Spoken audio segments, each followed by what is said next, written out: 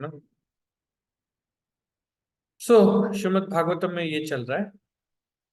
तो अभी जो हम लोग यहाँ देख रहे हैं वो क्या है, वराहदेव का अवतार के बारे में चर्चा होने वाला है। वराहदेव का नाम सुना होगा आप लोगों ने।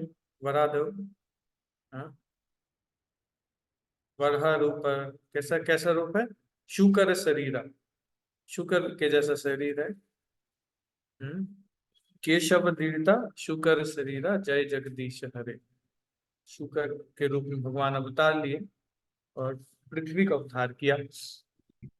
तो अभी तक हमने यहाँ पे क्या क्या चर्चा किया है? अपियरेंस ऑफ मनु, मनु का अवतार हुआ, है ना। मनु, स्वयंभू मनु आए और उनकी वाइफ शतरूपा आई, है ना। ब्रह्मा जी बहुत परेशान थे कि कोई भी प्रोजनी को आगे नहीं बढ़ा रहा है, तो इस काम को मनु और शतरूपा ने आगे बढ़ाया।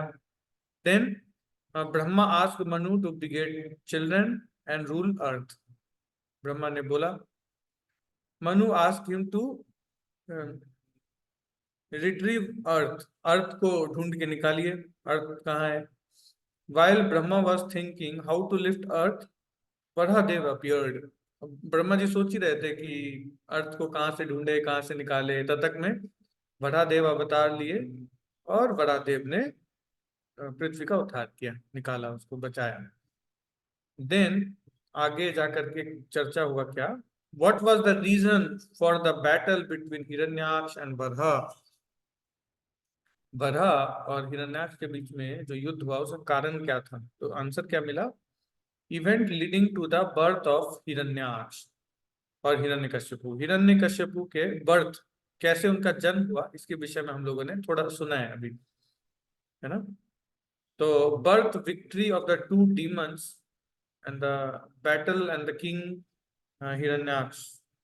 सो Diti approached Kashyapa for union and Kashyapa unable to convince her, है ना। तो दीति जो थी वो कश्यप मुनि को अप्रोच की, है ना, और संध्या के टाइम में संग करने के लिए, जो कि बहुत ही इनऑस्पिशियस था, और उसके कारण डीमंस का जन्म हुआ, है ना। और ये बात जो थी दीति को ना, दीति को काफी सा ग्लानि हुआ इस बात को लेकर के, तो उन्होंने शिव जी से बहुत प्रार्थना की। Due to Diti's pregnancy darkness spread all over universe. पूरे यूनिवर्स में क्या हो गया, अंधकार छा गया। एंड देन देवता जो है वो ब्रह्मा के पास पहुंचे, और और ब्रह्मा ने बताया कि कैसे जय विजय जो है उनको चार कुमार ने शाप दिया, और वो दीति के गर्भ में प्रवेश कर गए, है ना। अब क्या है, birth of Hiranyaksha and Hiranyakashipu in auspicious omens, है ना। तो बहुत सारे अशुभ संकेत मिल रहे थे हिरण्याक्ष और हिरण्यकश्यपु के जन्म लेने के बाद, है ना। Conquer all directions and challenge Varuna who asked him to approach lord, है ना। और सारे दिशाओं को जीत लिया, और क्या किया, वरुण को भी चैलेंज किया, और वरुण ने बोला कि अरे मेरे से लड़के क्या होगा, तुम भगवान से युद्ध करके देखो, है ना। देन 18-19 चैप्टर में learning from Narada, lord place Hiranyaksha enter Garbhodaka ocean and conserve and fought with Varaha. तो बड़ा से फाइट होगा, and Brahma offered prayers, lord killed. ये जो है ये मेनली चर्चा का विषय है ना। तो अभी जो हम यहाँ पे चर्चा कर रहे हैं वो क्या है, हिरण्याक्ष और हिरण्यकश्यपु जो है अब जन्म ले रहे हैं, और उसके कारण ना बहुत सारे अशुभ संकेत जो है वो उत्पन्न हो रहे हैं। जैसे हम लोग देखते हैं ना हॉलीवुड में, एकदम बिजली कड़क रही है, कुत्ते भौंक रहे हैं, रो रहे हैं। देखो ये सब हमारे हजारों साल पहले अभी हॉलीवुड बॉलीवुड वाले बना रहे हैं, ये सब पहले ही ना हो चुका है ना। अभी लोग कर रहे हैं और बोलते हैं कि ये हमारी क्रिएटिविटी है, कोई क्रिएटिविटी नहीं है, ये सब पहले से हो रखा है ना। तो अब क्या क्या जो अशुभ संकेत हैं जो कि उत्पन्न हुए, उसके विषय में हम लोग चर्चा कर रहे हैं। तो हम लोग इस चर्चा को आगे बढ़ाते हैं। तो समझ गए आप लोग कॉन्टेक्स्ट क्या चल रहा है? कॉन्टेक्स्ट क्लियर है? यस नो, हरे कृष्णा, हरि बोल, राधे जी राधे। प्रभु जी। जी। ठीक है। कमेंट वमेंट में लिखते रहेगा, यस नो हरे कृष्णा, ठीक है, तो पता लगेगा चल रहा है कुछ। ओके, चलिए हम लोग स्टार्ट करते हैं।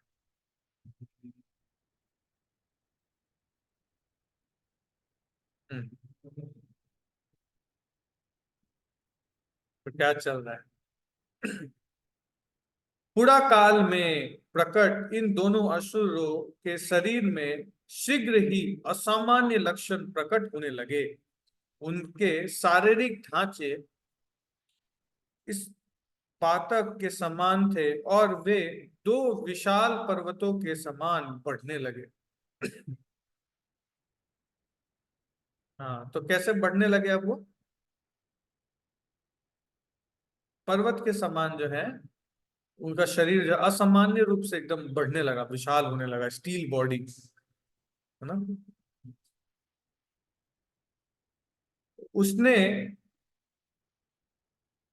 हम्म, उनके शरीर इतने ऊंचे हो गए कि उनके स्वर्ण मुकुट के शिखर मानो आकाश को चूम रहे हों।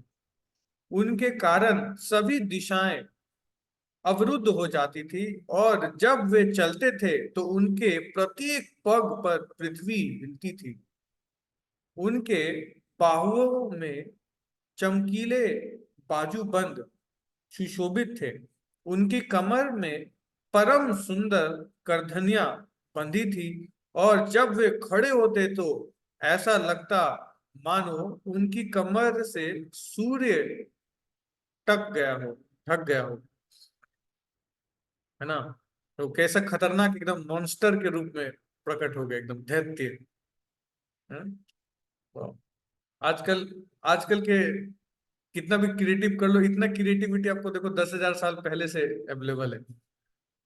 आजकल के डायरेक्टर लोग क्या क्रिएटिविटी दिखाएंगे, देखो इतना क्रिएटिविटी हमारे शास्त्रों में है। तो ऐसे खूंखार दानव प्रकट हो गए, है ना। आसुरी स्वभावता में लोग अपने शरीर को इस प्रकार गठित करते हैं कि जब वे सड़क पर चले तो धरती कांपे, और जब वे खड़े हो तो सूर्य ढक जाए और चारों दिशाएं ना दिखे। यदि किसी देश की कोई जाति बलिष्ठ शरीर वाले प्रकट हो जाते हैं तो वह देश भौतिक दृष्टि विश्व के उन्नत राष्ट्र में गिना जाता है। और प्रभुपाद देखो क्या कमेंट्री दे रहे हैं। प्रभुपाद बोल रहे हैं क्या, इस टाइप का अगर कोई बलिष्ठ वाला होता है ना, तो उसको किसमें गिना जाता है कि बहुत ही उन्नत है, मतलब हेल्दी स्टेट के रूप में उसको देखा जाता है ना। लेकिन एक्चुअल में ये थोड़ा असुरी स्वभाव से मिलता जुलता है ना। आजकल देखोगे कि बॉडी कंसेप्ट पे लोग बहुत ध्यान देते हैं, है ना, अपना बॉडी को फिट करना, फिगर मेंटेन करना, जिम करना, इस पे बहुत ध्यान दिया जाता है कि नहीं, है ना।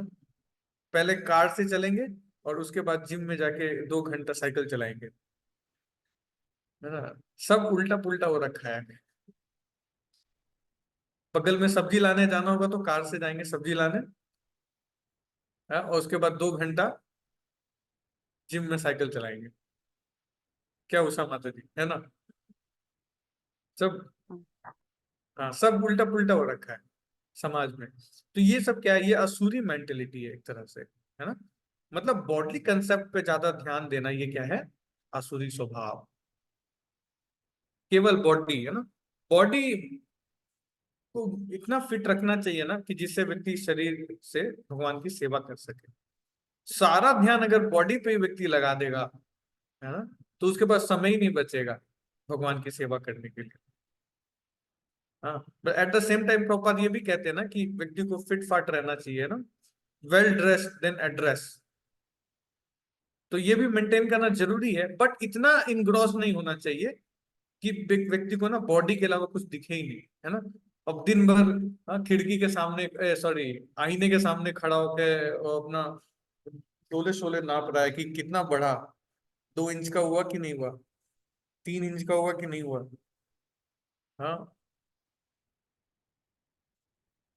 देखो हर तरह से संसार में लोग दुखी हैं। जो पतला है वो इस बात से दुखी है कि मैं अंडरवेट हूँ, मेरा वेट नहीं बढ़ रहा, जो मोटा है वो इस बात से दुखी है कि मैं बहुत मोटा हूँ, मेरा वेट नहीं घट रहा, सब दुखी। बॉडली बॉडली कॉन्सेप्ट जो है ना, वो व्यक्ति को दुखी बनाने के लिए है, बॉडली कंसेप्ट ऑफ लाइफ, है ना। तो देखिए यहाँ भी वही बता रहे कि ये बॉडली कॉन्सेप्ट ऑफ लाइफ जो है, तो यहाँ भी देखने को मिल रहा है कि शरीर, है ना, असुरी सभ्यता में लोग अपने शरीर को इस तरह गठित करते हैं कि वे जब सड़क पर चले तो धरती कांपे, है ना। लोग चाहते हैं ऐसा बॉडी बने, है ना, कि चलूं तो धरती वर्ती कांपे थोड़ा। लेकिन ये क्या है? आसुरी स्वभाव। आगे चलते हैं, पढ़ना चाहते हैं आप लोग रीड कर सकते हैं।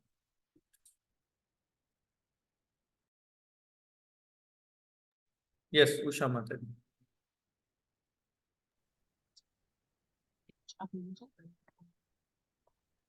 जीवात्मा जीवात्मा को सृष्टा कश्यप ने अपने जुड़वा पुत्रों आवाज का नहीं आ रही। नामकरण किया। मेरी आवाज आ रही है प्रभु जी? हाँ मेरी आवाज आ रही है प्रभु जी? हाँ, अभी आ रही है। या कम है? हाँ अभी ठीक है। ठीक है, ओके। हम्म। हरे कृष्णा। जीवात्माओं की सृष्टा कश्यप ने अपने जुड़वा पुत्रों का नामकरण किया। जो पहले उत्पन्न हुआ उसका नाम उन्होंने हिरण्याक्ष रखा। जिसको डीटी ने पहले ग्रहण किया था उसका नाम हिरण्यकशिपु रखा। और ये भी पढ़ी संस्कृत प्रभु जी? हाँ, पढ़ सकते हैं तात्पर्य। पिंड पिंड संधि नामक पुरातन ग्रंथ में गर्भावस्था का बहुत ही सुंदर वैज्ञानिक वर्णन मिला है। यह बताया गया है कि मनुष्य के वीर्य के दो बिंदु क्रमश स्त्री के गर्भाशय में प्रविष्ट होते हैं। तो दो भ्रूणों का विकास होता है, और जब वे गर्भ से बाहर निकलते हैं तो वे गर्भ के क्रम से विपरीत क्रम में निकलते हैं। अतः जिस शिशु का पहला अ, धा- धारण होता है वह बाद में जन्म लेता है, और बाद वाला पहले जन्म लेता है। यहाँ पर हिरण्यकश पैदा होता है, जिसका तात्पर्य ये हुआ कि वह बाद में गर्भ में जबकि हिरण्यकशिपु पहले जिस इसलिए वह बाद में प्रकट हुआ। हाँ, तो प्रोपा जी साइंस बता रहे हैं कि गर्भ कैसे होता है ना। तो जो पहले गर्भ में धारण हुआ वो बाद में आता है ना, और जो बाद में गर्भ जिसका धारण हुआ वो पहले प्रकट होता है। तो हिरण्यकश्यपु जो था वो पहले प्रकट हुआ, सॉरी, हिरण्याक्ष पहले प्रकट हुआ और बाद में हिरण्यकश्यपु का प्राकट्य होता है। थैंक यू माता जी, है ना। देखिए आगे फिर क्या हो रहा है। ज्येष्ठ पुत्र हिरण्यकशिपु को तीनों लोकों में किसी से भी अपनी मृत्यु का भय ना था, क्योंकि उसे ब्रह्मा से वरदान प्राप्त हुआ था। इस वरदान के कारण यह अत्यंत दंभी तथा अभिमानी हो गया था और तीनों लोकों को अपने वश में करने में सामर्थ्य था, है ना। तो हिरण्यकशिपु जो था उसको ब्रह्मा से वरदान प्राप्त था, है ना। हिरण्यकशिपु ने बहुत तपस्या किया था, इसका आगे जाके डिटेल में चर्चा होगा। और उसके कारण क्या हो गया? वो अत्यंत दंभी, दंभी मतलब प्राइड, प्राउड। है ना। तो बहुत दंभी व्यक्ति बन गया। और कैसा? दंभी और अभिमानी। हाँ, तो अभिमानी जो है वो प्राइड होता है, और दंभी मेरे ख्याल से ना हिपोक्रेट। अहंकार। अहंकार एंड गर्व गर्व। ये घमंडी। घमंडी। घमंडी। हम्म। हम्म। घमंड हो गया। थैंक यू, है ना। तो अगले अध्याय में पता चलेगा कि ब्रह्मा को प्रसन्न करने के लिए हिरण्यकशिपु ने कठिन तपस्या की थी और तब उसे अमर रहने का वरदान प्राप्त हुआ था। वस्तुतः ब्रह्मा जी किसी को अमर होने का वर नहीं दे सकते, किंतु अप्रत्यक्षता हिरण्यकशिपु ने यह वरदान प्राप्त कर लिया था, और कर लिया था कि इस भौतिक संसार का कोई भी व्यक्ति उसको मार नहीं सके। दूसरे शब्दों में, क्योंकि वह मूलतः वैकुंठ धाम से आया था, अतः इस लोक का कोई भी व्यक्ति उसे मार नहीं सकता था, इसलिए उसको मारने के लिए स्वयं भगवान को प्रकट होना पड़ा। भले ही कोई अपने ज्ञान के भौतिक विकास पर इतरा ले, किंतु वह जन्म मृत्यु जरा तथा व्याधि के इन चार भौतिक नियमों के प्रति निश, अ, अ, निश्चित नहीं रह सकता। यह भगवान की योजना थी कि जान वे जनता को बता दे कि हिरण्यकशिपु जैसा बलशाली व्यक्ति भी निश्चित अवधि से अधिक जीवित नहीं रह सका। है ना? देखिए बड़ा इंपॉर्टेंट है इस बात को समझना। बता रहे क्या है, हिरण्यकशिपु और हिरण्याक्ष जो थे वो वैकुंठ से आए थे, है ना, और बहुत बलवान थे, लेकिन उनका भी जो लाइफ टाइम था ना वो भी लिमिटेड था। है ना? तो भगवान इतने खतरनाक असुर को प्रकट कर करके यही बताना चाहते हैं क्या, कि इस भौतिक संसार में कोई व्यक्ति कितना भी क्यों ना कुछ कर ले, वो जन्म मृत्यु जरा व्याधि को नहीं टाल सकता। यह भगवान की योजना थी कि वे जनता को बता दे कि हिरण्यकशिपु जैसा बलशाली व्यक्ति भी निश्चित अवधि से अधिक जीवित रह सका था नहीं रह सका था। भले ही कोई हिरण्यकशिपु के समान बलिष्ठ तथा अभिमानी और तीनों लोगों को अपने वश में करने वाला क्यों न हो ले, किंतु उसे चिरकाल तक जीवित रहने या लूट का माल रखने की छूट नहीं है। ना ना जाने कितने सम्राट ने शासन किया होगा, किंतु वे सभी अब विस्मृति के गर्भ में विलीन हो गए हैं। यही इस संसार का इतिहास है।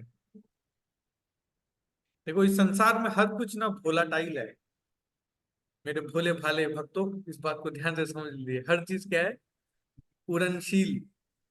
इस संसार में कुछ भी फिक्स नहीं है ना। कोई व्यक्ति कितना भी बलवान हो, कितना भी फेमस हो, कितना भी, है ना, पावरफुल हो, वो एक ही टाइम पीरियड तक रहता है और उसके बाद गायब।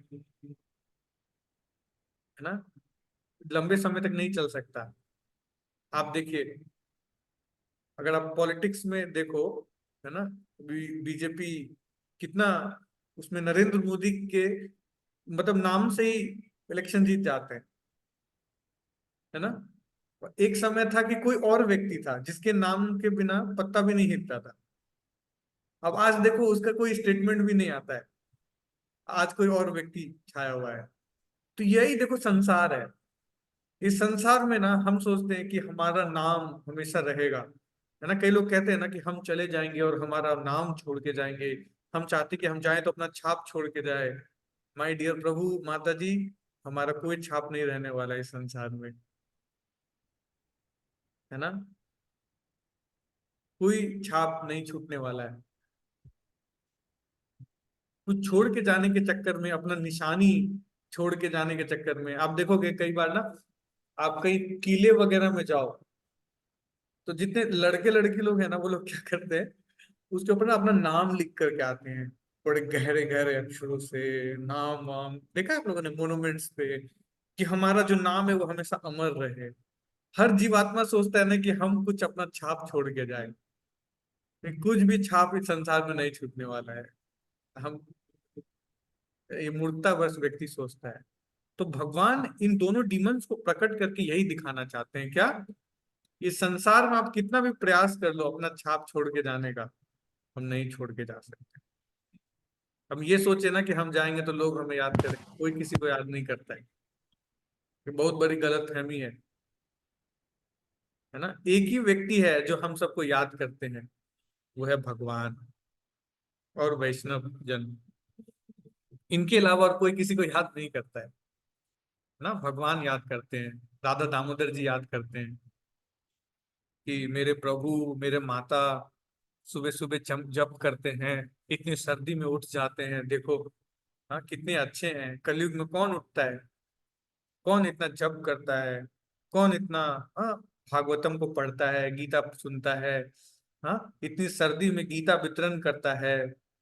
इतने लोगों को कॉल कॉल कर करके गीता वितरण करवाता है। तो ये चीज भगवान याद रखते हैं, भगवान को हमेशा स्मृति रहता है।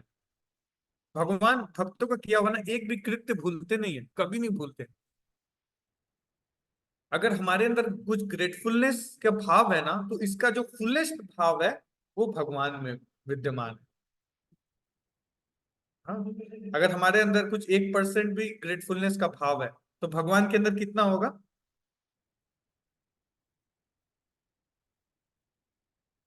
कितना होगा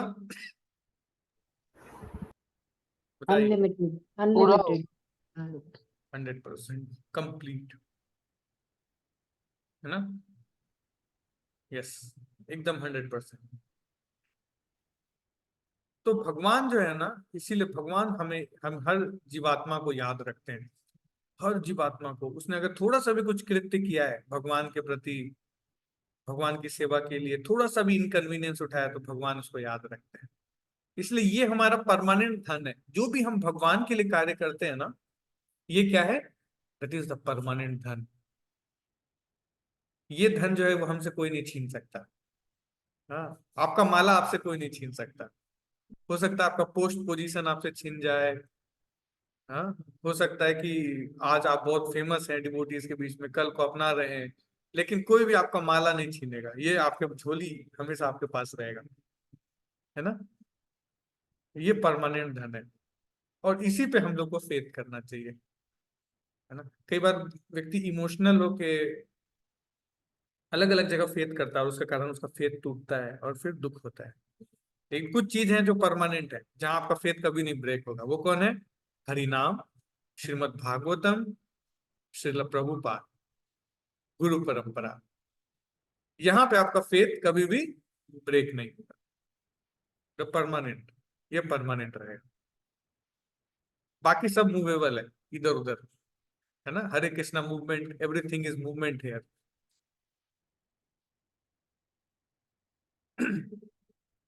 तो ये चर्चा कर रहे हैं यहाँ पे, है ना? चलिए आगे चलते, 20 नंबर को पढ़ते हैं। प्रभु जी, ये दम्भी तथा अभिमानी दोनों में अंतर है। दम्भी होता है एरोगेंट, एरोगेंट। हाँ एरोगेंट, और मिथ्याभिमानी, मिथ्याभिमानी। हाँ। अभिमान तो केवल प्राउड हुआ। हम्म, सही बात है। चले आगे।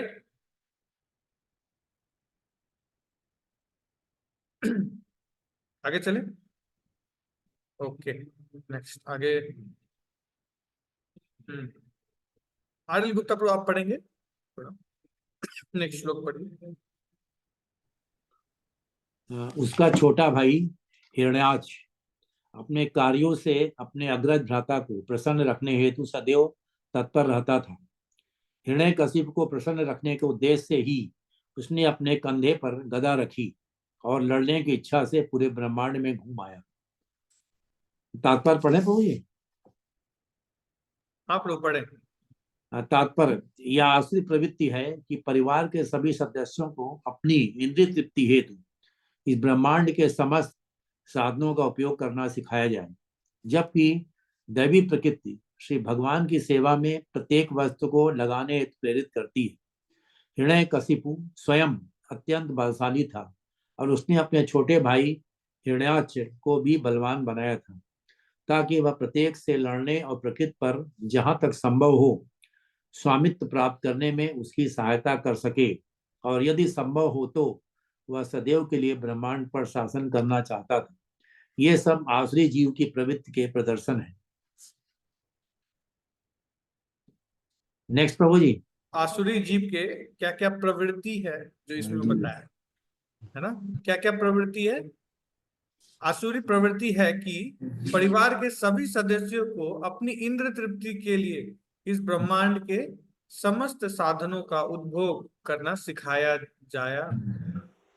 जाए, जबकि दैवीय प्रकृति भगवान की सेवा में प्रत्येक वस्तु को लगाने के लिए प्रेरित करती है ना? तो इंद्र तृप्ति, आसुरी प्रवृत्ति क्या है? कि इस मटेरियल वर्ल्ड में जो भी है ना, इस भौतिक संसार में जो भी है, उसको अपने लिए भोगो, ये सिखाया जाता है ना? देखो आजकल का एजुकेशन सिस्टम क्या सिखा रहा है बच्चों को? और कुछ नहीं सिखा रहा, एक ही चीज सिखा रहा है कि कैसे एक्सप्लॉइट करना आना चाहिए। जो जितना अच्छा से एक्सप्लॉइटेशन जानता है वो उतना सक्सेसफुल है मटेरियल वर्ल्ड में, है ना।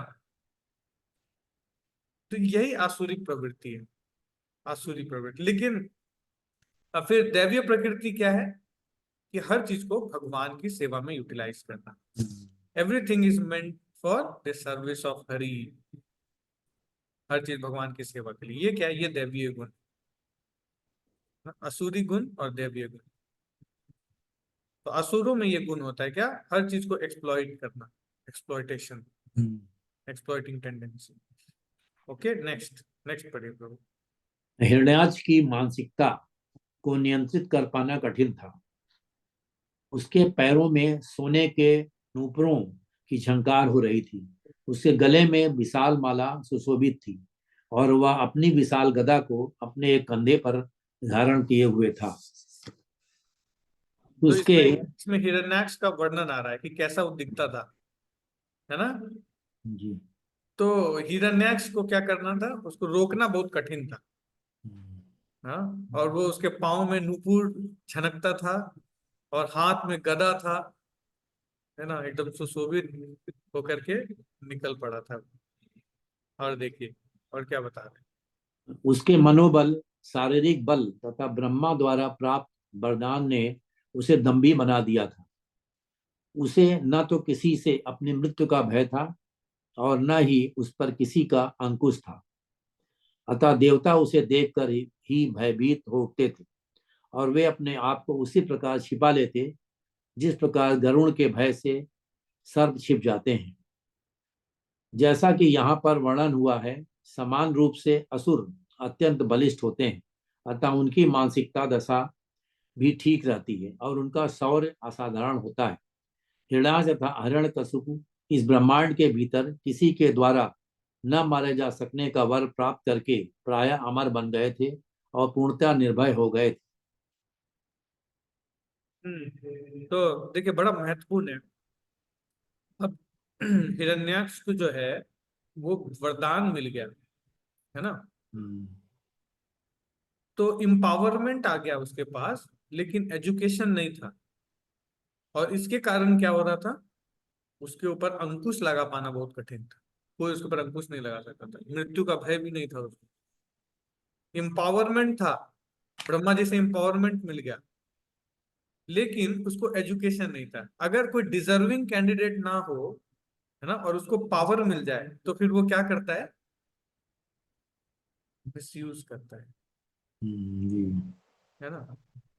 तो वही यहाँ पे देखा जा रहा है, इम्पावरमेंट है ना। आप देखो आज की सोसाइटी में ना, जो हमारा एजुकेशन सिस्टम है वो यही कर रहा है। एजुकेट नहीं कर रहा है बच्चों को, इम्पावर कर रहा है ना। डिग्री डिग्री मिल जाता है। डिग्री क्या है? ये इम्पावरमेंट है। Oh you are B Tech engineer, okay you are doctor, लेकिन उसके पीछे का एजुकेशन जो है वो मिसिंग है।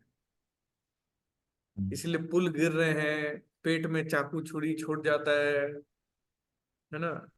किडनी की जगह लंग्स निकाल लेते हैं, कुछ भी कर देते हैं। अभी सब उल्टा पुल्टा चल रहा है सिस्टम। तो कारण क्या है?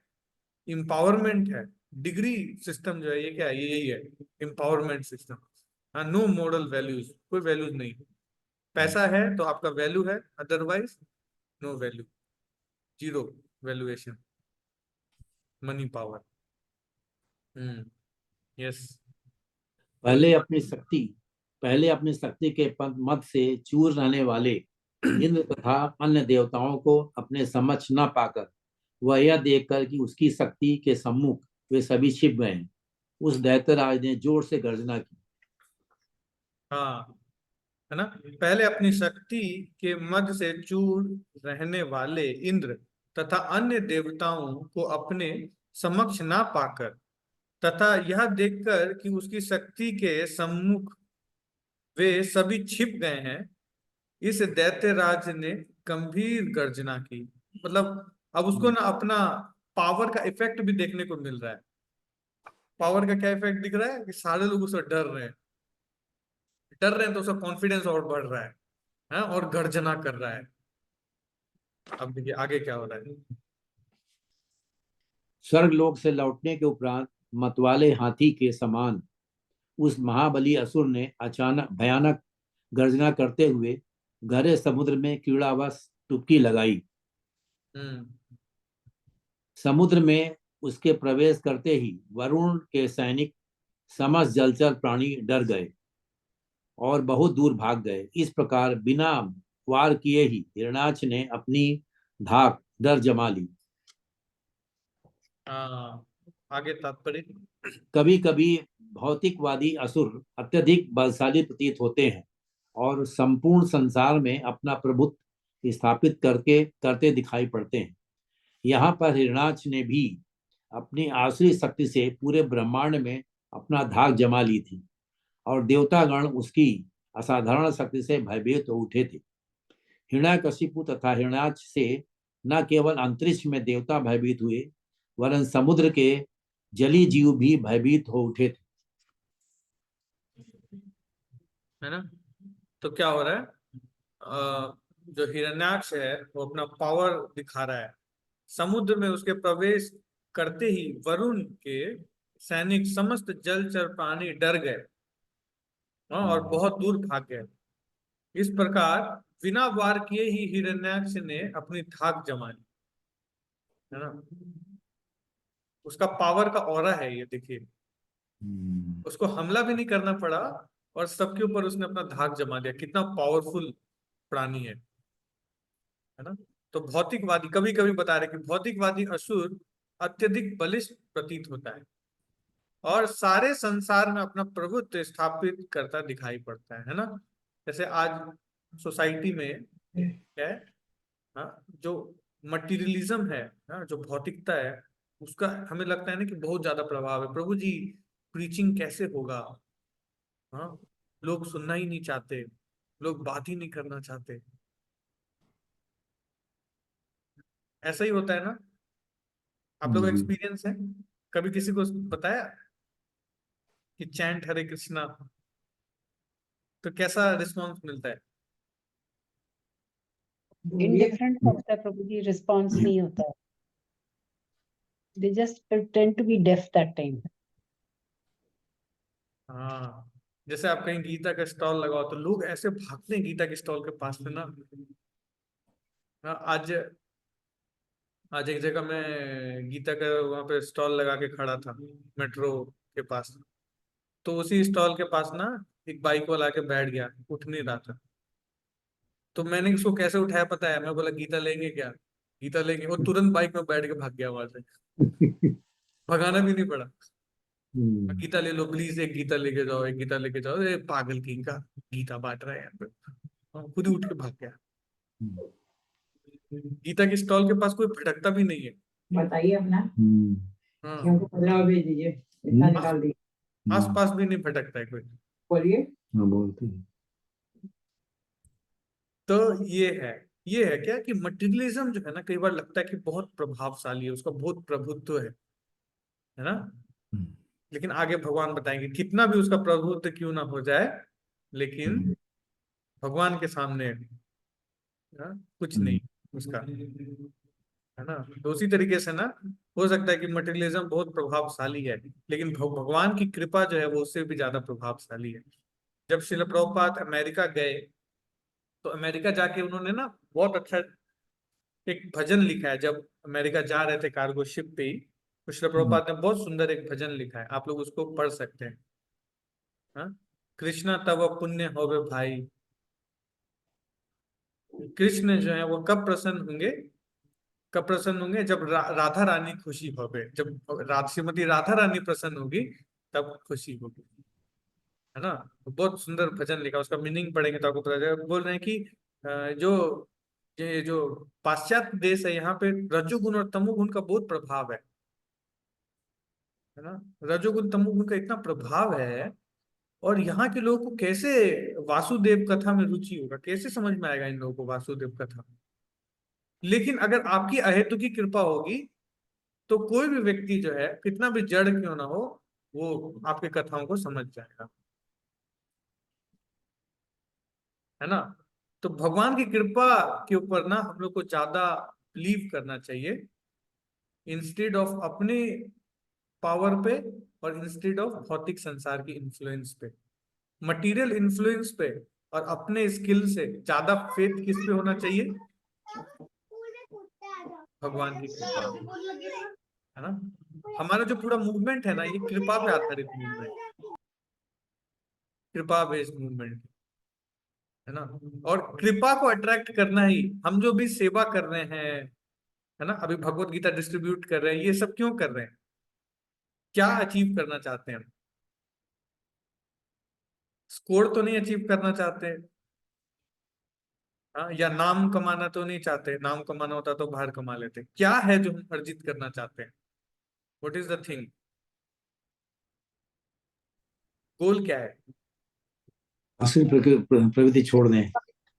हरे कृष्णा प्रभु जी, कि जो बाकी लोग हैं उनको भी भगवान कृष्ण से जोड़ें और उनको इस चीज की समझ आनी चाहिए कि हम इस संसार में जो है ना बार बार जन्म मृत्यु जरा व्याधि के चक्कर से कैसे निकल सकते हैं। आई एग्री माता जी, लेकिन जोड़ने के बाद क्या हम अचीव करना चाहते हैं? मतलब ठीक है, जोड़ दिए, वो भगवान से जुड़ गया, भक्ति भी कर रहा है, लेकिन हमें क्या फायदा होगा? हमें क्या बेनिफिट मिलेगा? What is the benefit we will get? जब हम कृष्ण भगवान बोलिए। को भगवान की जोड़ते हैं कृपा, तो भगवान बहुत प्रसन्न होते हैं और भगवान की कृपा प्राप्त होती है उस भक्त को। थैंक यू, ये भी जानना चाहता हूँ, है ना, मर्सी, है ना। जो भी हम सेवा कर रहे हैं, साधना कर रहे हैं, इस सब के पीछे का रीजन क्या है, गोल क्या है? भगवान की अहेतुकी कृपा और वैष्णवों की अहेतुकी कृपा को अट्रैक्ट करने की, है ना। प्रभुपाद जी के ग्रंथों को पढ़ेंगे, हो सकता है कि कुछ चीजें हमें समझ में आएंगी, कुछ चीजें को समझ में नहीं आएंगी, है ना। लेकिन अगर भगवान प्रसन्न हो जाएंगे ना, तो भगवान हमारे हृदय में प्रकाशित कर देंगे ज्ञान। हमारा फिलॉसफी यही है, दिव्य ज्ञान हृदय प्रकाशित, हाँ, दिव्य ज्ञान रट के प्रकाशिता नहीं, दिव्य ज्ञान लॉजिक से समझ के प्रकाशिता नहीं। हमारा क्या है सिद्धांत? दिव्य ज्ञान हृदय प्रकाशित, श्री गुरु चरणे रति यही से उत्तम गति, ये प्रसाद है पूरे सर्व आशा। गुरु के चरणों में जैसे ही हमारा रति होता है और गुरु की कृपा जैसे ही मिलती है, तो फिर क्या होती है? ये प्रसाद है पूरे सर्व आशा, सारी मनोकामनाएं पूरी हो जाती है व्यक्ति की। He will achieve everything in his life, है ना। तो कृपा को हासिल करना जो है ना, हम भक्तों की सेवा करते हैं, क्यों करते हैं? भक्तों की कृपा, कृपा को, चाहे वो बोले या ना बोले, अगर आप किसी भक्त की सेवा कर रहे हो ना, तो इन रिटर्न में आपको क्या मिलेगा? जैसे दूसरा भक्त सेटिस्फाइड होता है, आपने भक्ति की सेवा की और दूसरा भक्त, सामने वाला भक्त सेटिस्फाइड हुआ, तो फिर ऑटोमेटिकली आपको कृपा का इंस्टॉलमेंट आपके अकाउंट में क्रेडिट हो जाएगा तुरंत, ना। जैसे सैलरी आ जाता है ना, जैसे ही महीना कंप्लीट होता है सैलरी, तो वैसे ही जैसे ही सामने वाला भक्त प्रसन्न हुआ, आपके अकाउंट में क्रेडिट हो जाएगा, है ना। तो हर चीज करने के पीछे जो गोल है ना, वो क्या है? कृपा को अट्रैक्ट करना, भक्तों की कृपा, भगवान की कृपा को अट्रैक्ट करना, है ना। कृपा का प्रोसेस है ये। ओके, आगे चलते हैं हम लोग। थैंक यू अनिल गुप्ता प्रभु, और भी डिवोटीज पढ़ सकते हैं। हाँ, नेक्स्ट श्लोक का कौन पढ़ेंगे? उषा माता जी, उषा माता जी तो हो गई, उर्मिल माता जी। हरे कृष्णा प्रभु जी। हे विदुर, वह महाबली हिरणाक्ष अनेकानेक वर्षों तक समुद्र में घूमता हुआ वायु से दोलायमान उत्ताल तरंगों पर अपने लोहे की गदा से बारंबार प्रहार करता हुआ वरुण की राजधानी विभावरी में जा पहुंचा। वरुण को जल का प्रमुख देवता माना जाता है और विभावरी नाम से विख्यात उसकी राजधानी उसके जल साम्राज्य के अंदर है। अच्छा, देख लीजिए, ये बड़ा अच्छा है, जानने लायक चीज है ना। वरुण जो है वो जल का प्रमुख देवता है, वरुण देव, है ना। और उसका जो राजधानी है वो क्या है? विभावरी। विभावरी। हाँ, और इस पे जो है हिरण्याक्ष जो है एकदम प्रहार कर रहा है दोलायमान होकर के। तो आगे विभावरी वरुण का निवास स्थान है और वरुण समस्त जलचरों का स्वामी तथा ब्रह्मांड के अधः क्षेत्रों का रक्षक है, जहाँ सामान्य रूप से असुर निवास करते हैं। वहां पहुंचकर हिरण्याक्ष नीच पुरुष के सदृश वरुण के चरणों पर गिर पड़ा और उसकी हंसी उड़ाने हेतु उसने मुस्कुराते हुए कहा, हे परमेश्वर, मुझे युद्ध की भिक्षा दी। हाँ, तात्पर्य देखो कितना बदमाश है, हाँ? वो जा करके वरुण को, एक तो पहले वरुण को परेशान किया, उसके बाद जाके वरुण के चरणों में गिर गया और बोल रहा है, हे परमेश्वर, हाँ, मुझे युद्ध की भिक्षा दीजिए, प्लीज मेरे से फाइट कर लो। हैं? देखो और क्या बोल रहे थे। आसुरी पुरुष सदैव दूसरों को ललकारता है और उनकी संपत्ति पर बलपूर्वक अधिकार जमाने का प्रयत्न करता है। यहाँ पर ये लक्षण हिरण्याक्ष में पूर्ण रूपेण देखे जाते हैं, जिसने ऐसे पुरुष से युद्ध की भिक्षा मांगी जो लड़ना नहीं चाहता था। है ना। तो दूसरों को परेशान करना, ये क्या है, ये डिमोनिक नेचर है। तो ये सब डिमोनिक नेचर ना कहीं हमारे अंदर भी है, सटल रूप में भी है, ग्रॉस रूप में भी है। ये तो हम सब बेटर जानते हैं इसके अंदर क्या है ना।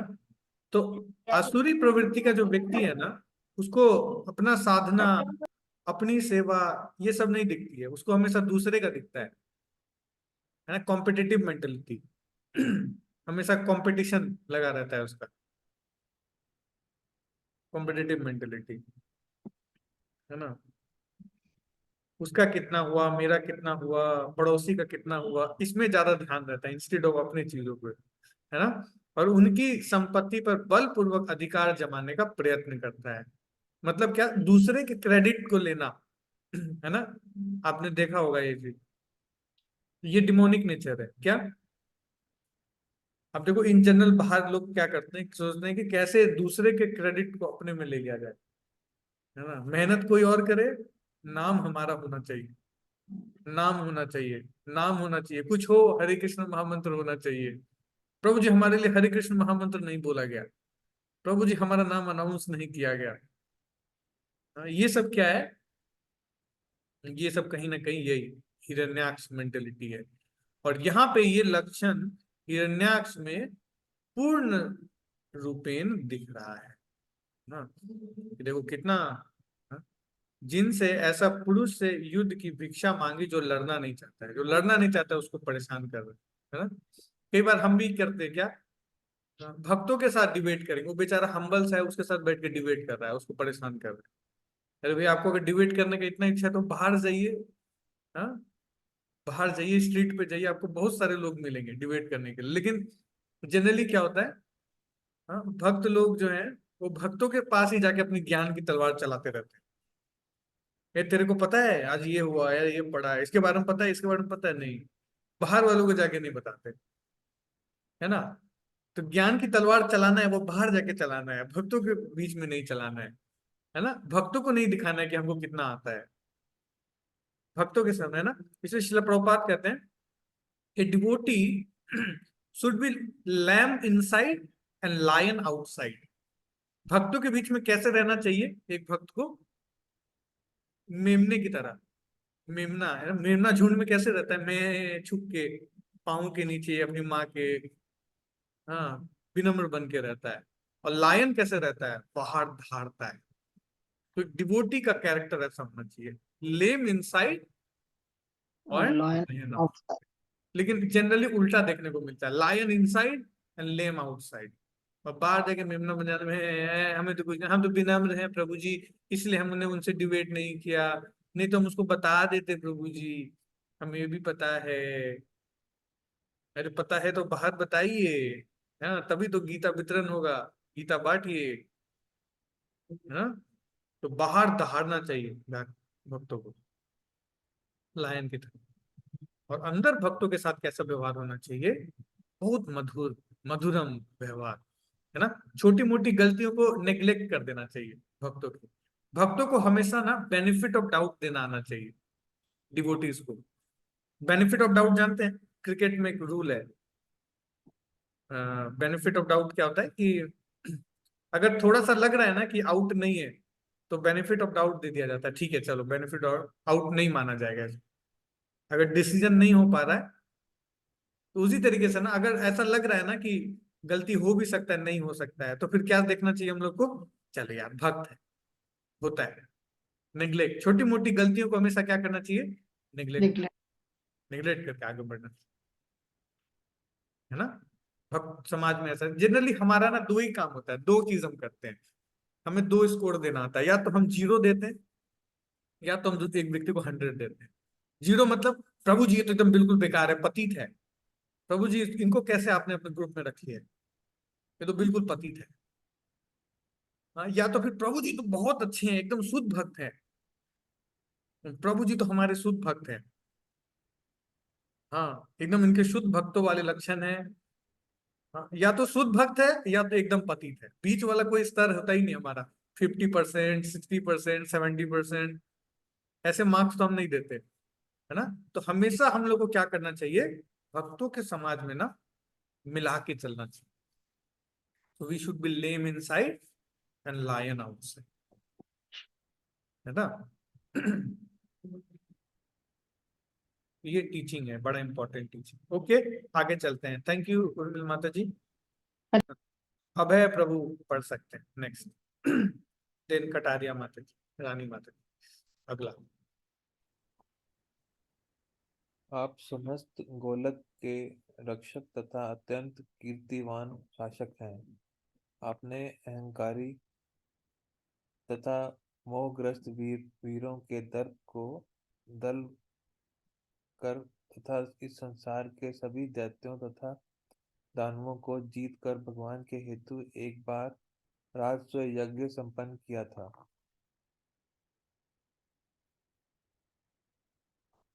तो क्या बोल रहे हैं, आप समस्त गोलोक के रक्षक तथा अत्यंत कीर्तिवान शासक हैं। आपने अहंकारी तथा मोहग्रस्त वीरों के दर्प को दल कर तथा इस संसार के सभी दैत्यों तथा दानवों को जीत कर भगवान के हेतु एक बार राजसूय यज्ञ संपन्न किया था। अगला अत्यंत पढ़िए प्रभु। लंबी शत्रु के द्वारा इस प्रकार उपहास किए जाने पर जल के पूज्य स्वामी को क्रोध तो आया, किंतु तर्क के बल पर वे उस क्रोध को पी गए और उन्होंने इस प्रकार उत्तर दिया, हे प्रिय, युद्ध के लिए अत्यधिक बूढ़ा होने के कारण अब मैं युद्ध से दूर रहता हूँ। तो अब जो वरुण देव हैं उन्होंने क्रोध को पी लिया, है ना। ये बड़ा अच्छा स्टेटमेंट है, भक्तों के लिए बड़ा इंपॉर्टेंट है ना। भक्तों को आना चाहिए पीना, क्या, अपने क्रोध को पीना आना चाहिए, है ना। वैष्णव कैसा होता है, एक वैष्णव मतलब क्या, उसको जहर पीना आना चाहिए, तब वो वैष्णव कहलाता है ना। देखो जब समुद्र मंथन हुआ तो अलग अलग चीज निकला, और सब अलग अलग चीज जो था, कोई इंद्र ले गया, कोई वरुण ले गया, कोई, हाँ सब ने किसी न किसी को कुछ कुछ मिला। जब जहर निकला तो फिर लोगों ने किसको याद किया, हलाहल विष।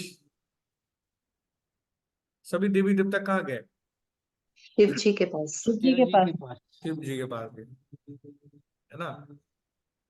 शिव जी के पास इसलिए गए हैं, ये वैष्णव की क्वालिटी है, उसको जहर पीना आता है ना।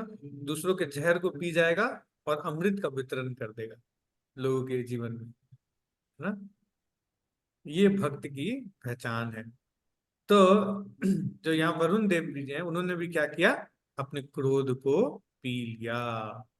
हम लोग को भी आना चाहिए क्रोध को पीना। आप लोग पीते हैं क्रोध या ब्लास्ट, ट्राई करते हैं। ट्राई करते हैं, बड़ा मुश्किल है, हाँ? आसान नहीं है, लेकिन अभ्यास करना चाहिए, हाँ? अपने क्रोध को पीकर, हाँ, बुद्धि के साथ आंसर करना चाहिए। नहीं तो फिर क्रोध क्या होता है, भगवत गीता में आप लोगों ने पढ़ा होगा ना, क्रोध क्या करता है, विवेक को हर लेता है। हाँ, अमृत। ध्यायतो विषयान पुंसा संगस्तेषुपजायते संग संजायते कामा काम क्रोधा विजायते क्रोधा भवति सम्मोहा सम्मोहा स्मृति विभ्रमा स्मृति विभ्रमा बुद्धिनाशो बुद्धिनाशात् प्रणश्य, विनाश्यति। है ना। क्रोध से क्या होता है? सम्मोह। सम्मोह मतलब व्यक्ति हिप्नोटाइज हो जाता है, सही गलत के बीच में फर्क करना भूल जाता है। सम्मोह से फिर क्या होता है?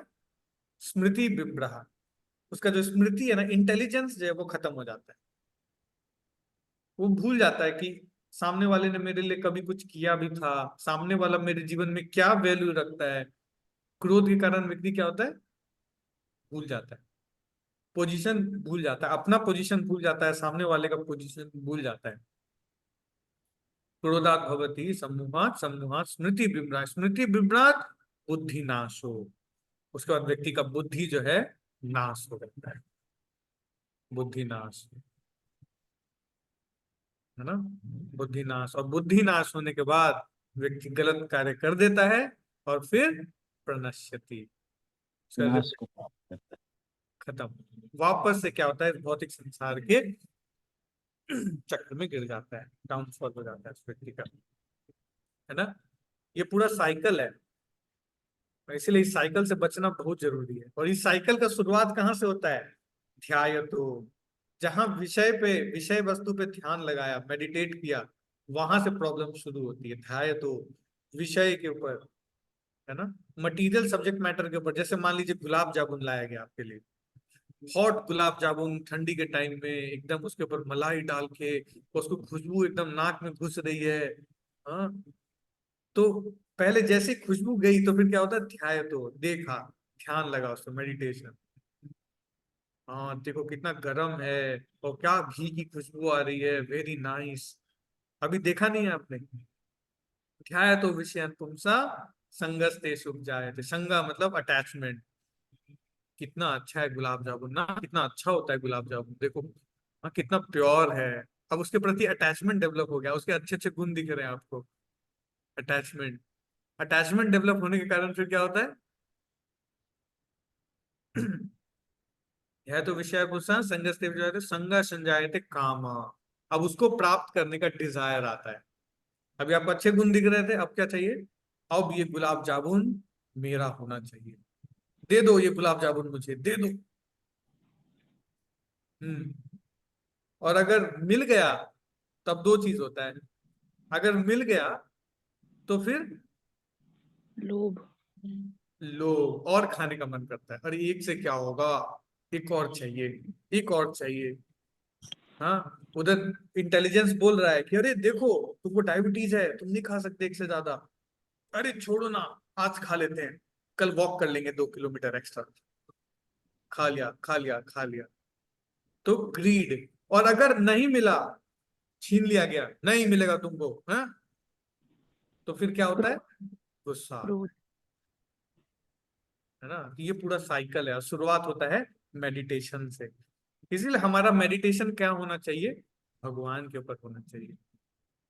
भगवान के ऊपर मेडिटेशन होगा तो प्रॉब्लम नहीं होगा, है ना। हमारा मेडिटेशन होना चाहिए किस पे? हरे कृष्णा कृष्ण कृष्ण हरे हरे, हरे राम राम राम हरे। भगवान के ऊपर मेडिटेशन होना चाहिए, है ना। जो काम है ना, उसका 3 स्थान है रहने का, आईपी एड्रेस है उसका 3 स्थान। काम जो है ना, डिजायर्स, ये 3 स्थान पे रहता है। कहाँ कहाँ रहता है? सबसे पहला इंद्रियों में रहता है, सेंसेस। दूसरा काम कहाँ रहता है? मन में। और तीसरा स्थान काम का वो है इंटेलिजेंस, यानी बुद्धि। ये 3 स्थान है जहां पे काम निवास करता है। इंद्रियां, मन और बुद्धि, बुद्धि। 3 आईपी एड्रेस है, याद रखिएगा, है ना। और इन तीनों से जीतने का क्या तरीका है? इंद्रियों से अगर काम को भगाना है तो कैसे भागेगी? रेगुलेट, रेगुलेट करना आना चाहिए। मतलब we have to say no. Gulab jamun आ रहा है, आपको पता है आपको डायबिटीज है, लेकिन बहुत अच्छा खुशबू आ रहा है, तो हमको क्या बोलना पड़ेगा? नो। इंद्रियों को बोलना पड़ेगा नहीं। No. Say no to television, say no to Instagram, say no to social media. No, no, नहीं, नहीं, ना। तो सेंसेस के लिए क्या करना पड़ेगा? We have to learn to say no. Sense object को ना बोलने सीखना पड़ेगा। और उसके बाद क्या? मन। तो मन को अगर मन से अगर काम को निकालना है तो फिर कैसे निकलेगी वो? जप करके, हरे कृष्ण कृष्ण कृष्ण हरे हरे, हरे राम राम राम हरे हरे। ध्यान पूर्वक जप करके, चैंटिंग, है ना। सतोगुण में चैंटिंग करके। सतोगुण का समय कौन सा होता है? सुबह, प्रातः। मॉर्निंग, है ना। इसलिए, है ना, इसीलिए हम लोग सुबह सुबह चैंटिंग सेशन करते हैं, ताकि सभी भक्तों को उसमें आना चाहिए। चैंटिंग सेशन मिस नहीं करना चाहिए। सुबह सुबह बैठ के, है ना, थोड़ा सा जब जब के बारे में सुनते हैं, क्योंकि देखो सुबह का जो इम्प्रेशन होता है ना, वो सबसे डीप इम्प्रेशन होता है। आप लोगों ने वैसे साइंस में भी पढ़ा होगा ये, है ना। तो मॉर्निंग में जो इम्प्रेशन बनता है हमारे ऊपर, वो सबसे डीप होता है ना। मान लो सुबह सुबह उठा और अखबार उठा के देख लिए, उसको कितना डीप इम्प्रेशन है उसका। अब मरते वक्त यही वही याद आ गया, तो क्या होगा सोचो। मरते वक्त याद आ रहा है, गुड़गांव में कार की 3 टायरें चोरी कर ली गई और टायर कंपनी का मालिक बीमार। पता चला यही।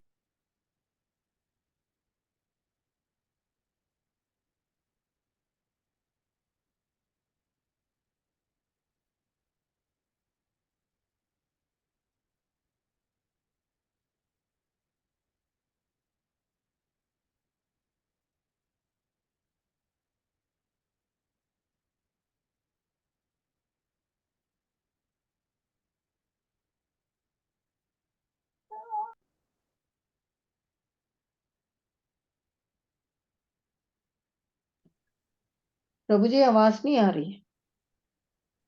प्रभु जी का इंटरनेट थोड़ा प्रॉब्लम हम्म, क्या होगा।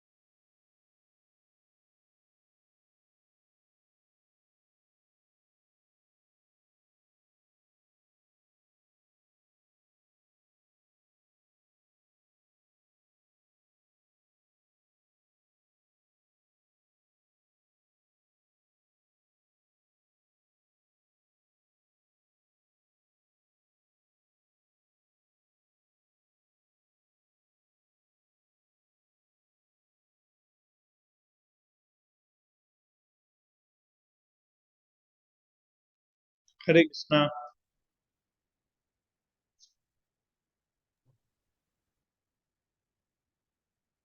हरे कृष्णा। मेरा वॉइस आ रहा है अभी? आ आ रही रहा है है प्रभु प्रभु जी। जी। अब आ रही है आ प्रभु रही है, जी। अब आ रही है तो। हरे ओके, कृष्ण। ओके। हाँ, तो हम लोग क्या चर्चा कर रहे थे अभी? इंद्रियों को कंट्रोल करने का बता रहे थे। मॉर्निंग में मन को जप, सतोई गुण में जप करना बताया था आपने। और इंद्रियों को हाँ, कंट्रोल करना बताया था कि how to say no to your sense gratification, sense gratification से बचाने के लिए रेगुलेट, सेंसेस को रेगुलेट करना चाहिए रेगुलेट ना। करना। हम जी। 4 नियम का पालन जो है इसीलिए बताया जाता है, 4 रेगुलेटिव प्रिंसिपल्स, है ना, इसीलिए है क्योंकि सेंसेस में काम बैठा हुआ है, तो उसको रोकने के लिए 4 रेगुलेटिव प्रिंसिपल्स। एंड देन उसके बाद क्या है? इंद्रिय, मन। मन जो है वो बड़ा बदमाश है। प्रमाति बलवत् दृढ़ मन, है ना। देखो मन कैसे व्यक्ति को ट्रिक करता है, पहले खुद एडवोकेट बन जाता है ना, और उसके बाद फिर खुद जज बन के बैठ जाता है। पहले माइंड क्या करेगा, पहले आपको गलत रास्ते में लेके जाएगा, और उसके बाद खुद जज बन के बैठ जाता है ना। मान लीजिए कि आपको वही फिर से आते गुलाब जामुन वाले एग्जाम्पल पे, मान लीजिए गुलाब जामुन खाना मना है, तो मन पहले कैसे बोलेगा, अरे अभी तो तुम्हारा नॉर्मल शुगर चल रहा है, हाँ अभी तो तुम्हारा 120 चल रहा है, तो कोई दिक्कत वाली बात तो है नहीं, एक तो खा सकते हैं, है ना, इतने दिन से तुमने तपस्या किया है, हाँ एक भी नहीं खा सकते, चलो आज एक खा लेते हैं, कोई दिक्कत नहीं। तो पहले एक खा लिया, फिर मन बोलेगा क्या, एक से क्या होगा, इतना दिन तपस्या किए हैं तो एक और खा ही सकते हैं, एक और खा लेते हैं थोड़ा सा और, है ना, तो वंस मोर, एंड देन फिर बोलेगा अरे सिर्फ दो ही, दो से क्या होगा, एक और खा लो, दो तो खा ही लिए ना, एक और खा लो क्या दिक्कत, तो तीन भी, अब देखते देखते 3 4, है ना, उसका फिर मन में आएगा कि अरे अब तो 4 खा ही लिया है, अब तो वैसे भी डांट पड़ना है, एक और खा लेते हैं।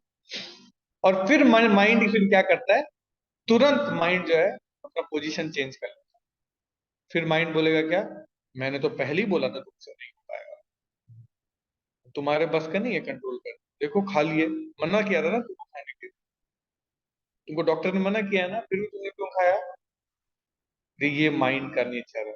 माइंड पहले क्या करता है, एडवोकेट बन के आपको हेल्प करेगा, एंड देन फिर जज बन जाएगा, जज की कुर्सी में बैठ जाते हैं, ये माइंड का नेचर है, स्वभाव है ना। तो इसीलिए मन को कंट्रोल करना बहुत जरूरी है। इसलिए अर्जुन बोल रहे थे क्या, देखिए मैं तो अ, जो है वो विंड को कंट्रोल कर सकता हूँ, लेकिन मन को नहीं कंट्रोल कर सकता।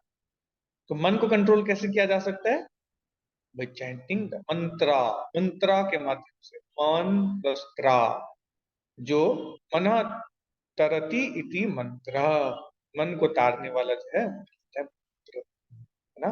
हरे कृष्णा कृष्णा कृष्णा हरे हरे, हरे राम राम राम, ध्यान पूर्वक जप कर, है ना। और गुरु महाराज कहते हैं क्या, ध्यान पूर्वक जप करने का मतलब क्या है, चैंटिंग के टाइम में केवल चैंटिंग, ये ध्यान पूर्वक जप, है ना। मैं भी नहीं कर पाता हूँ, मेरे लिए प्रार्थना कीजिए आप, मैं भी ध्यान पूर्वक जप करूँ, कई सारा चीज कर लेता हूँ, लेकिन आइडियली हम लोग को करना चाहिए ना ध्यान पूर्वक जप। ध्यान पूर्वक जप मतलब यही है, मन की नहीं सुनना है, बस करना क्या है, चैंटिंग के टाइम में केवल चैंटिंग, ये ध्यान पूर्वक, तो मन ऐसे कंट्रोल हो जाएगा। एंड देन बचा क्या, बुद्धि, तो बुद्धि, बुद्धि को कैसे कर सकते हैं, प्रभुपाद बुक्स को पढ़ के, रेगुलर हम लोग को क्या करना चाहिए, श्रील प्रभुपाद के ग्रंथों को पढ़ना चाहिए। आप लोग पढ़ते हैं प्रभुपाद जी के बुक्स को, है ना, प्रभुपाद जी के ग्रंथों को पढ़ना चाहिए, कैसे पढ़ना चाहिए, नित्यम, डेली पढ़ना चाहिए, नित्य, डेली पढ़ते हैं, नहीं प्रभु जी हम तो कभी कभी पढ़ लेते हैं, जिस दिन भाव आता है उस दिन पढ़ लेते हैं, जिस दिन भाव का अभाव हो जाता है तो ये हम भी सूझ जाते हैं, तो नित्यम पढ़ना पड़ेगा, है ना, नित्य, डेली, डेली भी पढ़ना पड़ेगा, और कैसे पढ़ना पड़ेगा, as a matter of duty ना, जैसे खाना हम लोग डेली खाते हैं कि नहीं, आज देखो एकादशी है, आज क्या क्या खाए बताइए, एकादशी पे क्या क्या बना, प्रभु जी कुट्टू की पूरी, आलू की, बकवीट और sweet potato. Fruits and milk. तो चला ना, लेकिन फिर ग्रंथ कहाँ रह जाता है, ग्रंथ नहीं चलता, तो as a matter of duty है ना, जैसे खाना खाना, पानी पीना, ये हमारी ड्यूटी है, उसी तरीके से ना गीता और भागवत को पढ़ना, ये हमारी as a matter of duty हम लोग को पढ़ना चाहिए ना, पढ़ना ही है। जैसे हम लोग ये बोलते हैं ना, प्रभु जी वो क्या है ना कि वो सिस्टर के भाई के बहन के दादी की मैरिज है, तो उसमें मेरे को जाना पड़ेगा, मेरे पास कोई एक्सक्यूज नहीं है ना, तो वैसे कभी कभी उधर भी एक्सक्यूज देना चाहिए। वो क्या है ना, आज शाम को 6:02 पे मेरे को भागवत पढ़ना पड़ेगा, कोई एक्सक्यूज नहीं है। तो दोनों तरफ ये होना चाहिए, है ना। उधर के लिए जैसे एक्सक्यूज देते हैं ना, वैसे इधर के लिए भी एक्सक्यूज देना। Sorry, I am not available, मेरे को गीता पढ़ना है।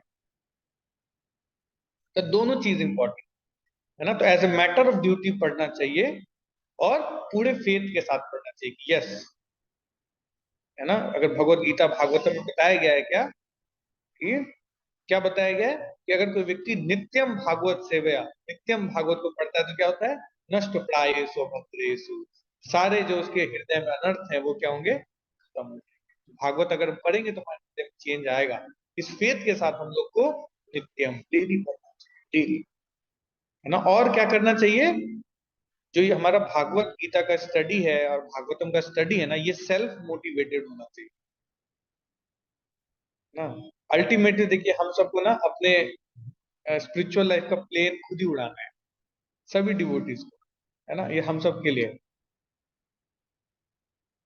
एक हद तक सपोर्ट किया जा सकता है, लेकिन अल्टीमेटली सबको अपनी अपनी गाड़ी खुद ही चलानी है ना। तो गाड़ी कैसे चलेगी, हमको सेल्फ मोटिवेटेड रहना पड़ेगा। याद कीजिए, जब आप लोग स्टडीज कर रहे थे, है ना, तो बचपन में तो माँ पढ़ाती थी, पिताजी पढ़ाते थे, लेकिन एक समय के बाद कोई पढ़ाता था? कैसे पढ़ते थे आप लोग? याद कीजिए वो दिन, है ना, खुद से अपना रूटीन बना के सब कुछ करके पढ़ते थे ना। तो वैसे ही हम लोग को करना पड़ेगा, है ना। तो तब जाकर के ऐसे हम लोग को ना भागवतम को अगर हम पढ़ेंगे तो फिर क्या होगा, हमारी बुद्धि में ना परिवर्तन। इसलिए भगवत गीता भागवतम जो बहुत स्पेशल है, स्पेशली जो प्रभुपाद ने ग्रंथ दिए है ना, ये ग्रंथ बहुत स्पेशल है ना? कैसे स्पेशल है? आप प्रभुपाद जी के ग्रंथों के पर्पस में जाइए, जितना डीप जाएंगे ना उतना हम लोग को ना कुछ नया नया रत्न मिलेगा। जैसे देखो, मैं आप लोगों के साथ भागवतम में पढ़ता हूँ तो कुछ अलग से कुछ नहीं बताते, जो प्रभुपाद ने पर्पट लिखा है ना वही डिस्कस करते हैं कि नहीं? यहाँ पे आप देखो, कुछ हम अलग से लाते हैं क्या? मैं तो स्पेशली आप लोगों के साथ यही डिस्कस करता हूँ, जो प्रभुपाद ने पर्पट्स में लिखा है और वही दोहरा देते हैं ना। लेकिन हर बार कुछ नया ज्वेल मिलता है हर पर्पट में, कुछ नया मोती। तो प्रभुपाद के ग्रंथों के पर्पट्स में मोती है छुपे हुए, इसको निकालना है हमको। ये स्पेशल है प्रभुपाद के ग्रंथ। और क्या स्पेशल है प्रभुपाद के ग्रंथ में? प्रभुपाद ने बहुत सुंदर सुंदर ना एग्जाम्पल्स दिए हैं समझने के लिए। हाँ, बहुत कॉम्प्लिकेटेड टॉपिक्स को भी समझने के लिए ना बहुत ही रिलेटेबल एग्जाम्पल्स दिए हैं, तो हम बहुत आसानी से समझ सकते हैं। तो प्रभुपाद जी ग्रंथों का ना बहुत इंपॉर्टेंट रोल है हमारे लाइफ, हम लोग को समझना चाहिए और ना रेगुलर बेसिस पे इसका अध्ययन करना चाहिए। करेंगे हमारा जीवन तो सफल हो जाएगा। तो यही था इसमें, ये अंतिम श्लोक है इस चैप्टर का ना, कि वो बोल रहे हैं कि वरुण ने आगे कहा, उसके पास पहुंचते ही तुम्हारे सारे अभिमान दूर हो जाएगा और तुम युद्ध भूमि में वरुण ने आगे कहा, वरुण आगे बोल रहा है, क्या बोल रहा है आगे? उसने कहा उसके पास पहुंचते ही तुम्हारा सारा अभिमान, तो भगवान के पास पहुंचते ही क्या होगा, तुम्हारा सारा अभिमान जो है वो दूर हो जाएगा और तुम युद्ध भूमि में कुत्तों से घिर कर चीड़ निद्रा में सो जाओगे। तुम जैसा दुष्टों को मार भगाना तथा सत्पुरुषों पर अपनी कृपा प्रदान करने के लिए वे वराह जैसे विविध रूपों में अवतरित होते रहते हैं। असुरों को यह पता नहीं रहता कि उसके शरीर पंच तत्व से निर्मित है और मरने पर उन्हें कुत्तों तथा गिद्ध आनंद पूर्वक खा जाएगी, है ना। असुर व्यक्ति को नहीं समझ में आता है कि हम सब बॉडी, हमारा जो बॉडी है एक दिन क्या होगा, कुत्तों और गिद्ध का आनंद का भागी बनेगा। ये बात नहीं समझता है और सोचता है कि हम ऐसे ही चलते रहे। वरुण ने हिरण्याक्ष को सलाह दी कि वह विष्णु के वराह अवतार के पास जाए, जिससे उसकी युद्ध करने उसकी युद्ध कामना पूरी हो और उसका बलिष्ठ शरीर छिन्न हो जाए। इस प्रकार श्रीमद् भागवत के तीसरे स्कंद के अंतर्गत हिरण्याक्ष की दिव्य दिग्विजय नामक 17वें अध्याय के भक्ति विंद तात्पर्य पूर्ण हुए। हरे कृष्णा हरे कृष्णा कृष्ण। कृष्णा कृष्णा हरे हरे, हरे राम राम राम हरे हरे। तो है ना, यही बता रहे प्रभुपाद जी क्या, कि जो असुरी व्यक्ति होता है ना, वो पता नहीं है कि एक दिन जो हमारा जो शरीर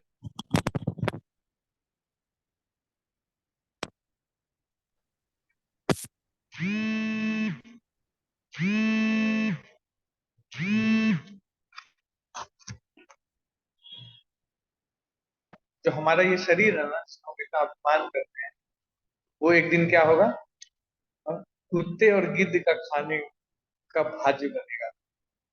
एक दिन आनंद लेकर के हाँ, शिला भक्ति विनोद ठाकुर ना इस चीज को लिखते हैं अपने एक भजन। कौन सा भजन है, नाम याद है आप लोग को? कुकुरा श्रृंगाला आनंद त्वरित, ऐसे कुछ है, अभी मेरे को एग्जैक्टली याद तो नहीं आ रहा। दुर्लभ मानव जन्म, दुर्लभ मानव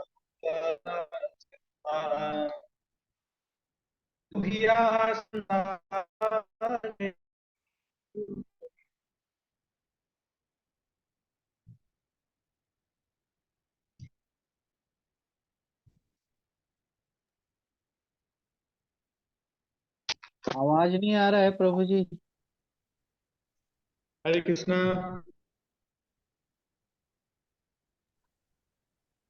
हरे कृष्णा। अब आ रही है प्रभु जी। आ रही है प्रभु जी।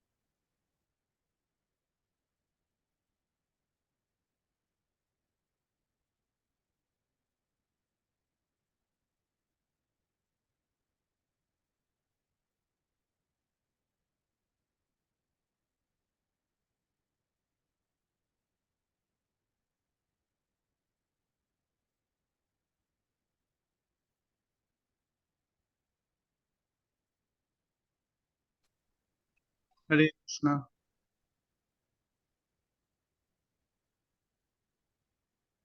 हरे कृष्णा प्रभु जी।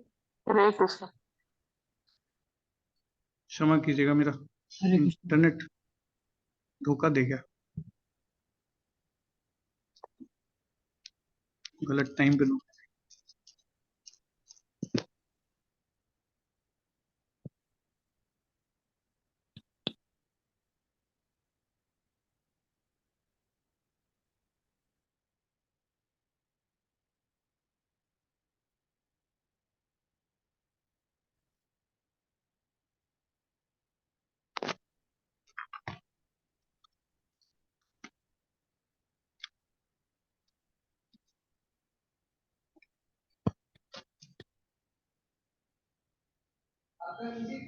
प्रभु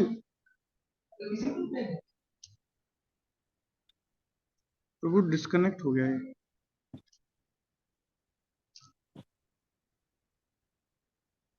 हरे कृष्णा। हरे कृष्णा। हरे मेरा कृष्ण ना प्रभु जी।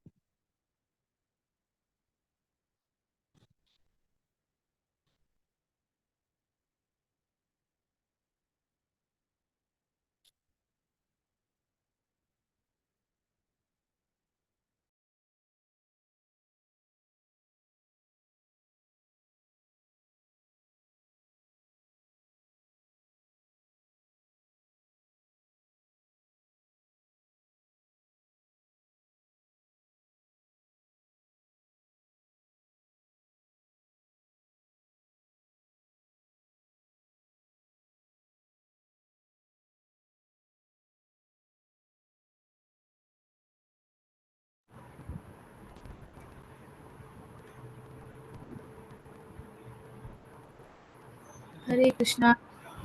हरे अभी कृष्णा माता जी। हरे कृष्णा। अभी प्रोजी का मैसेज आया है, प्रोजी का इंटरनेट बिल्कुल ही नहीं चल रहा है।